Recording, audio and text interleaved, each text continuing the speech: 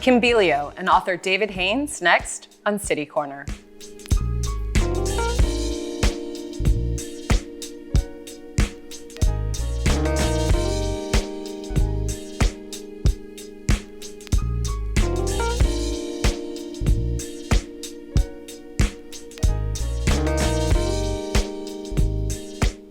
I'm Sarah Thompson, and welcome to City Corner.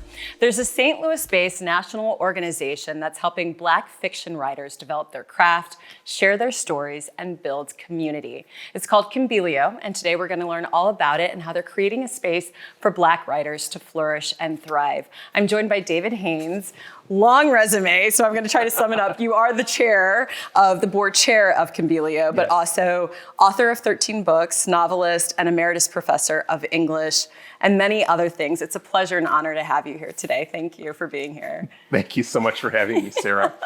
Well, I think this is really interesting, right? Because on the bigger scale of things, we think about fiction writing and how you crack into the publishing industry. But if you go back, and I know your history too, you started off teaching, obviously as a professor as well, and you need to have an environment to help writers sort of get there. And so we're taking it all the way back. With Kimbilio, what sort of inspired its creation?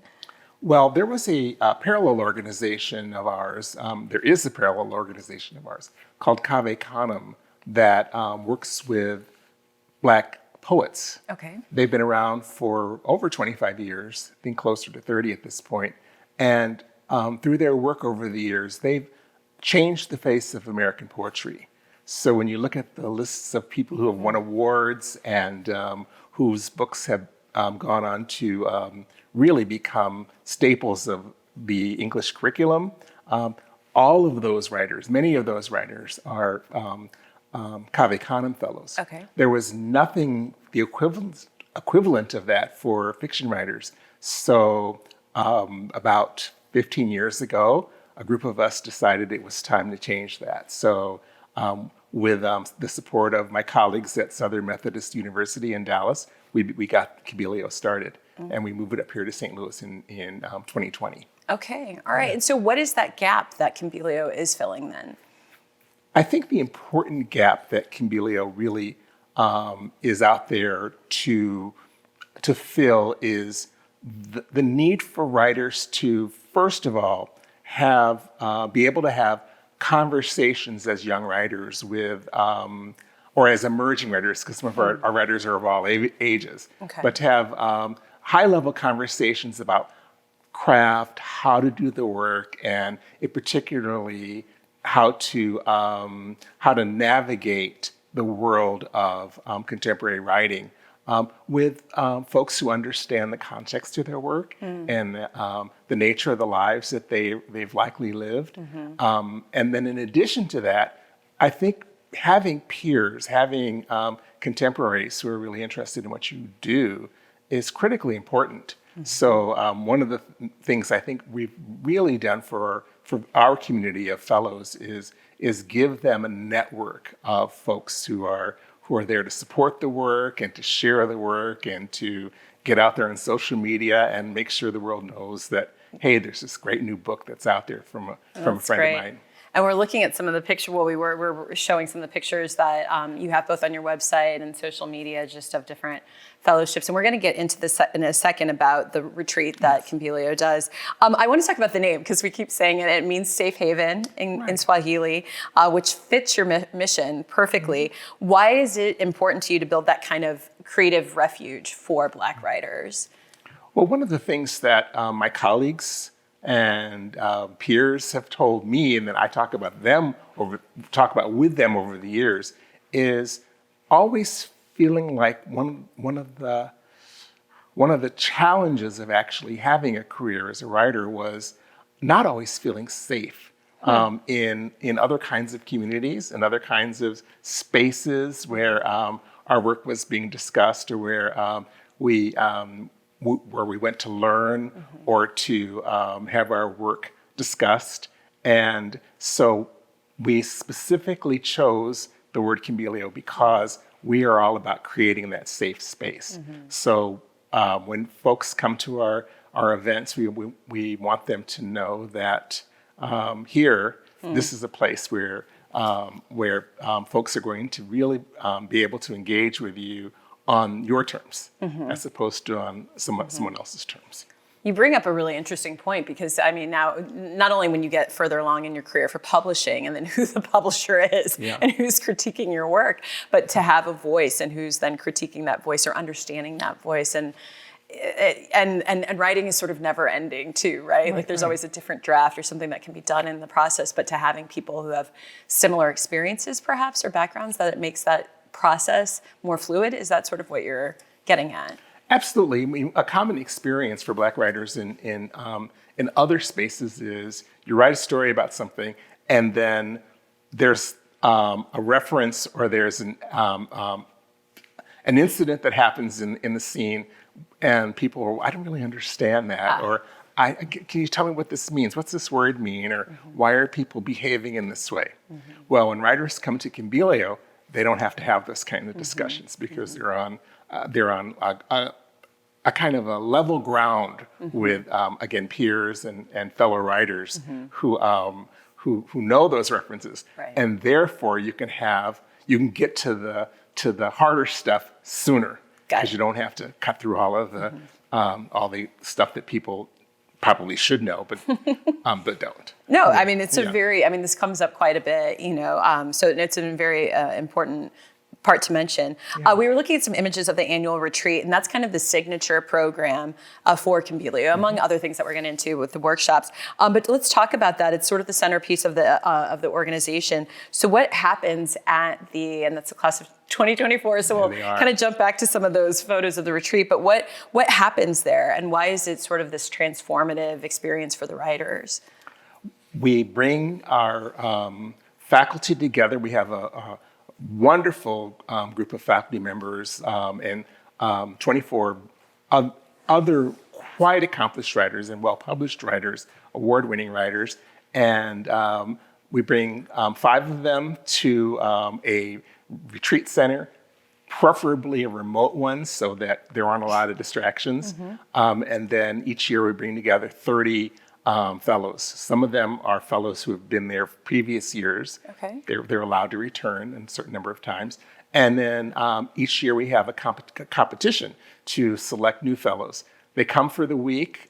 They spend the day in workshop discussions of their own work, listening to the faculty members, have classes or discussions with them about craft topics, particularly those that are related to culturally responsive pedagogy. There's readings, and more than anything, there's time for them to write and then to just hang with each other and have all kinds of great conversations and to really build a community.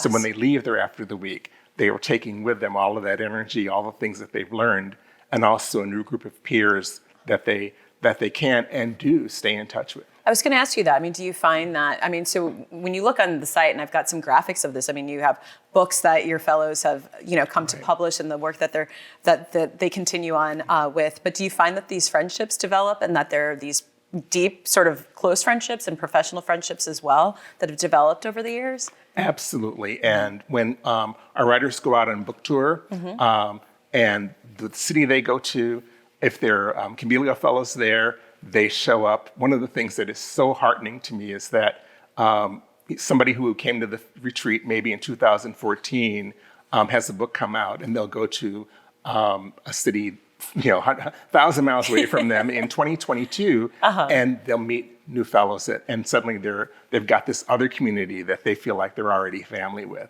It's really wonderful. That's really great, and something that has started because of that. That's wonderful. I want to ask you about the Kimbilio National Fiction Prize. Is that still? Are you still doing this? We are still doing that.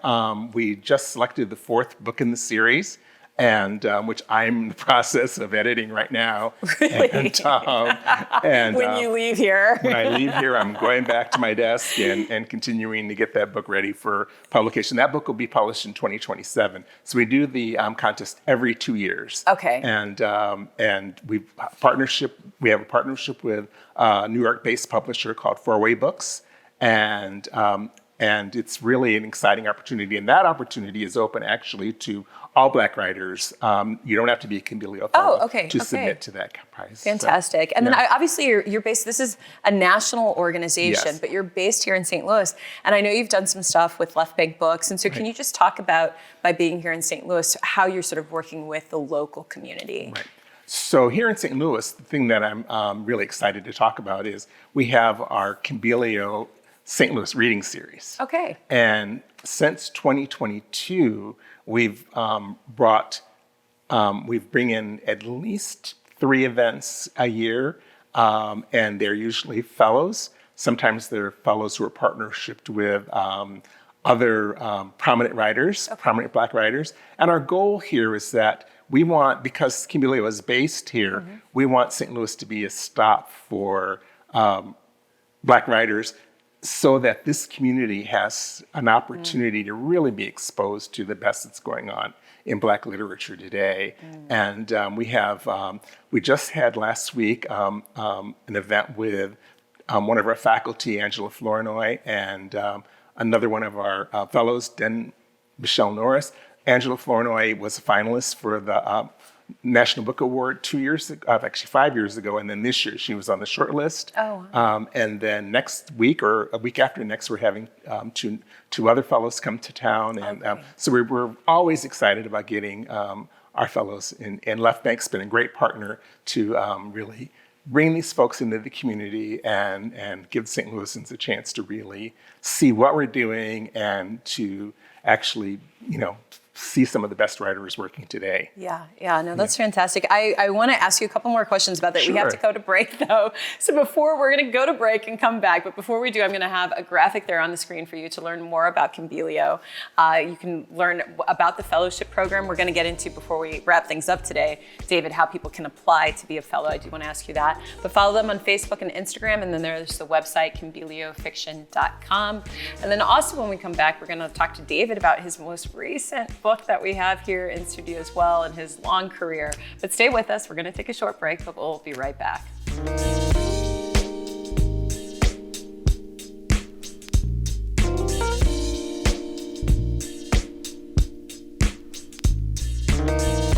Did you know that you can watch STL TV on your smartphone or tablet?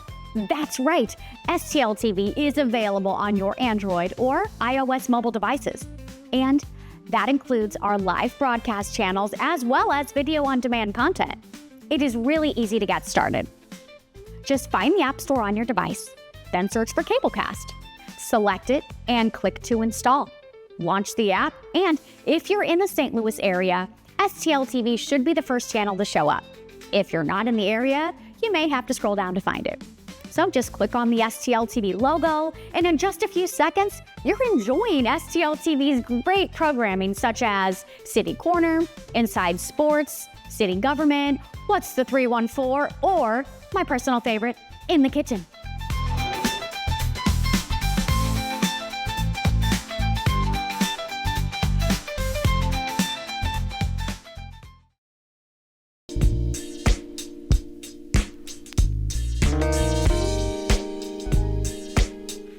Hi, I'm Sarah Thompson, and welcome back to City Corner. Today we're learning more about Kimbilio. I'm joined by David Haynes. He is an author, novelist, and the board chair of Kimbilio. Thank you for being here.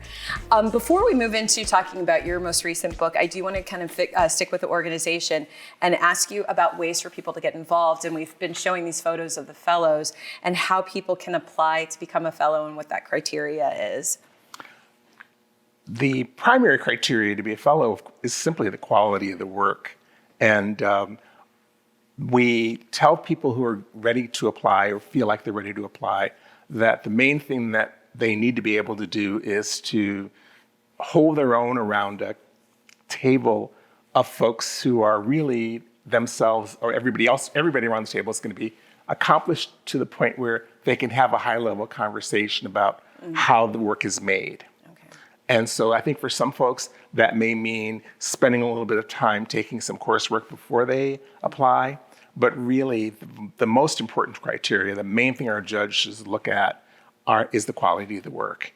And so the folks who we have right now a little over 200 fellows, and some of them have advanced degrees in writing.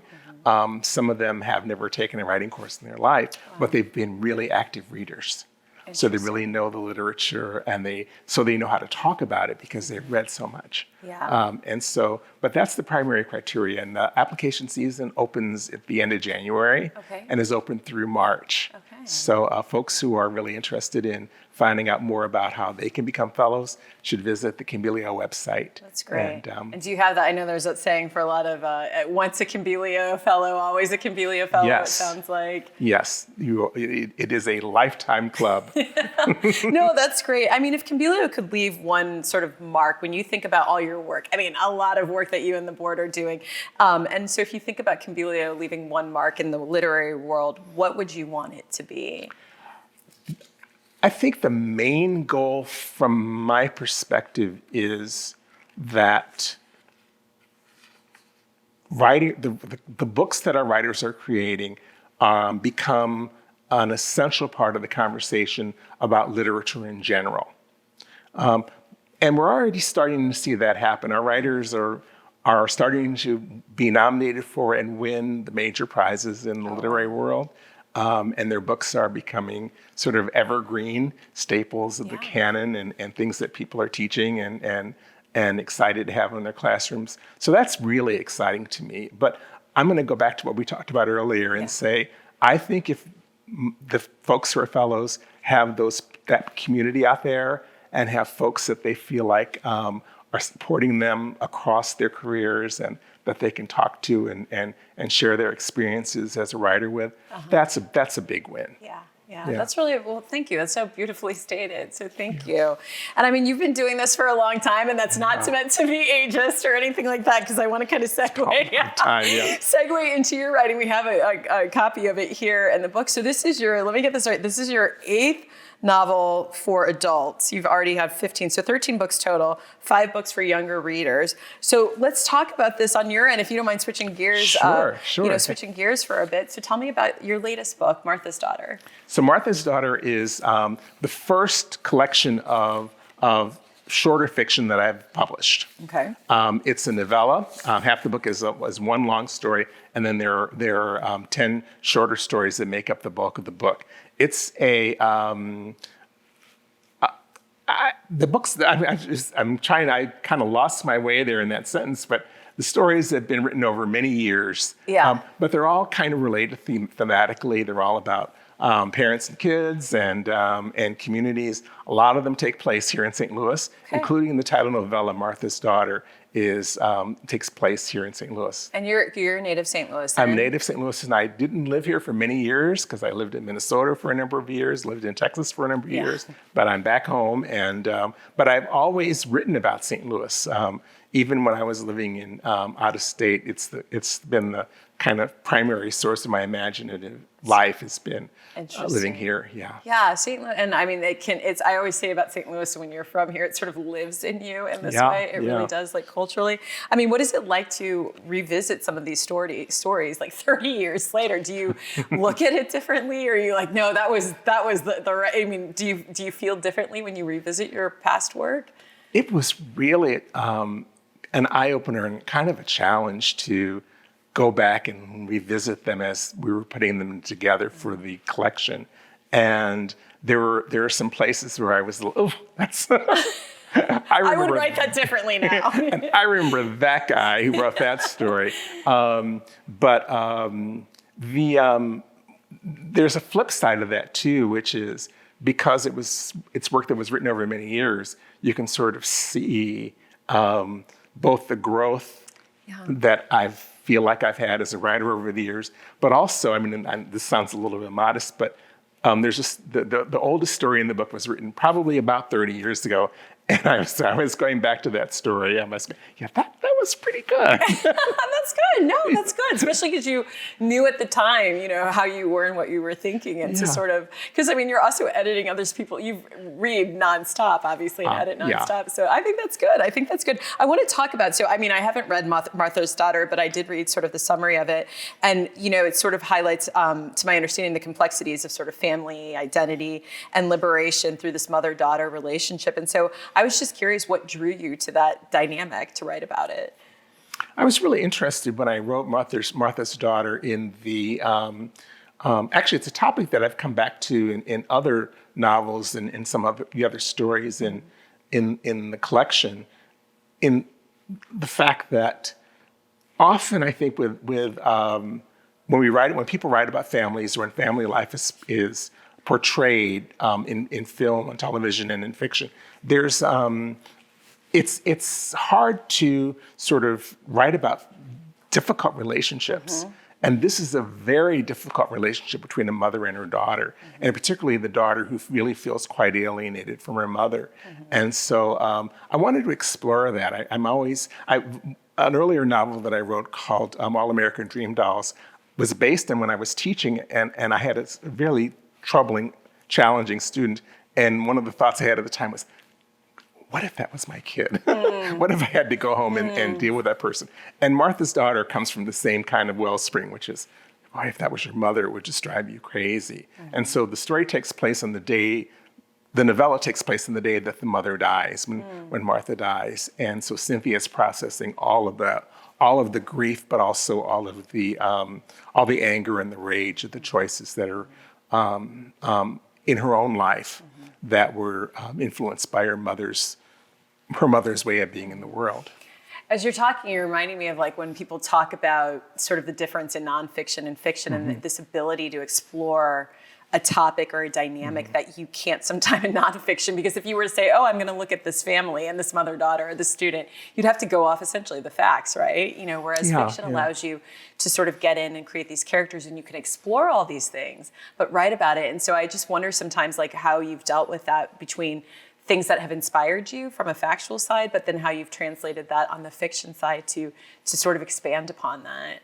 It's a terrific question. And I think that one of the things about biography or autobiography that I think I always think is useful for people to understand is that sometimes the autobiographical detail that comes into work isn't in the incident, it's in the emotion, right? Mm-hmm. And so I think as a writer, if you understand that when you're writing fiction, you can get away from having to say, I have to tell it this way because this is exactly what happened. It was on this day that she said this hateful things to me.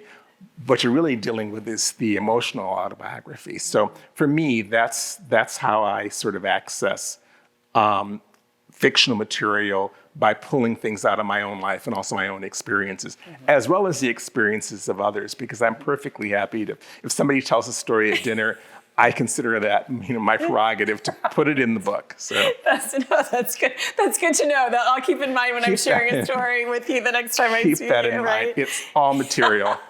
We're short on time, and I have like this whole list of questions that I wanted to ask you. But I was curious, for someone who is, has written all these books, when did you know you were a good writer? Like, did you have a teacher who pulled you aside in like, 8th grade and said, David, you are going to this? Or was this something like self-taught, self-developed? When did you know, like, hey, I'm a good writer? The first story I wrote was, I was actually in 6th grade, and it wasn't an assignment. And I don't know what the impulse was. I sat down and pulled out my mother's old typewriter, got out a TV tray and wrote up a story, took it to school. My 6th grade teacher read it to the class loved it. And I kind of thought, I kind of like that. So I knew at that point, it was probably going to be a part of my life. Did you? But it started, pursuing it a little more seriously in college, and then the rest is history. Yeah. Being a writer though, an author, a novelist. I mean, it's not easy. There's a lot going on up here. I mean, you've been able to balance it out all these years, and clearly giving back with Kimbilio and helping others. Has that been a part of it too?